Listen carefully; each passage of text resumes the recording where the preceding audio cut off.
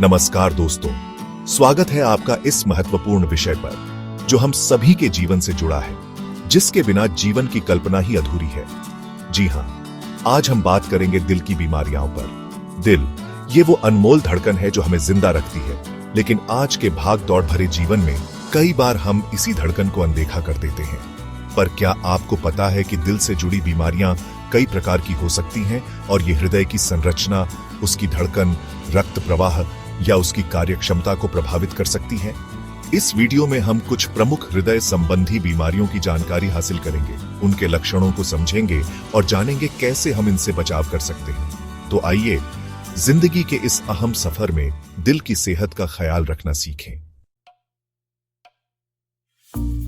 सबसे पहले बात करते हैं कोरोनरी आर्टरी डिजीज की, जिसे हम सीएडी भी कहते हैं। हमारे हृदय को रक्त की आपूर्ति करने वाली धमनियों को कोरोनरी आर्टरी कहा जाता है। जब इन धमनियों में प्लेक यानी कोलेस्ट्रॉल जमने लगता है तो यह संकरी होने लगती है, जिससे रक्त प्रवाह बाधित होता है। इस बीमारी के शुरुआती लक्षण हैं सीने में दर्द, जिसे एंजाइना कहा जाता है, साथ ही सांस फूलना और थकान महसूस होना।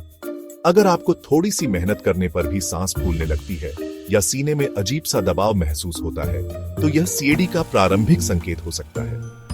ऐसे में तुरंत डॉक्टर से सलाह लेना बेहद जरूरी है। अब बात करते हैं एक ऐसी स्थिति की जो किसी भी व्यक्ति के लिए बेहद डरावनी हो सकती है। जी हां, मैं बात कर रहा हूं हार्ट अटैक की। इसे मायोकार्डियल इंफार्क्शन भी कहा जाता है।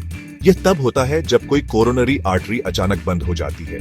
इससे हृदय को रक्त मिलना बंद हो जाता है और हृदय की मांसपेशियों को नुकसान पहुंचता है।